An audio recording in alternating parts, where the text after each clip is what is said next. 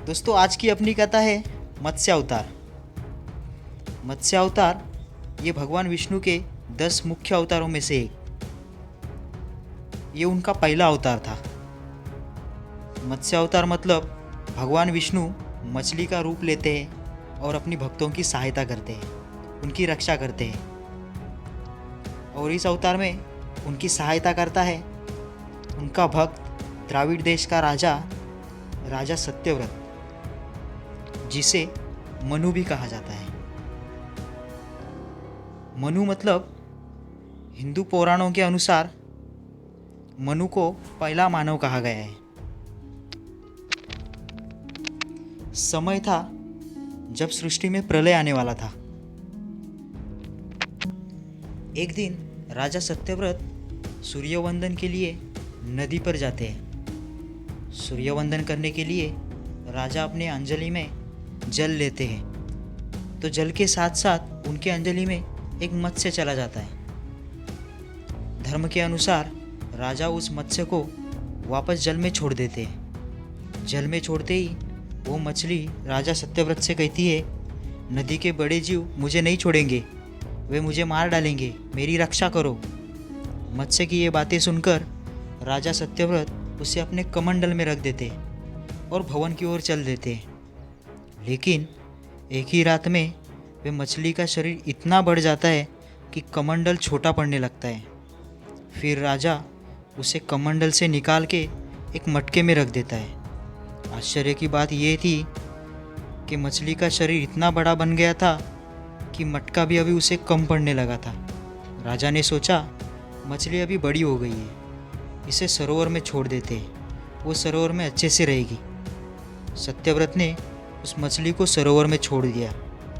दूसरे दिन जब सत्यव्रत सरोवर के पास जाते हैं और देखते हैं, तो वो मछली एक ही रात में इतनी बड़ी हो जाती है कि सरोवर भी उसे कम पड़ने लगता है।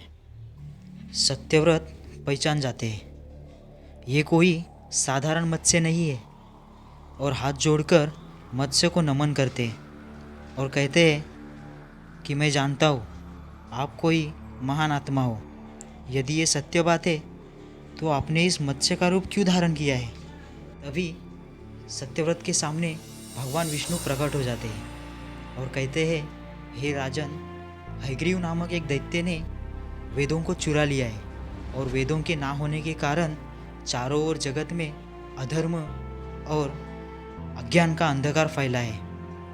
अधर्म अपनी चरम सीमा पर है और सृष्टि में प्रलय की स्थिति बन गई है। हे राजन, आज से ठीक 7 दिन के बाद सृष्टि में प्रलय आएगा, तभी मैं इसी मत्स्य रूप में तुम्हारी सहायता करूँगा।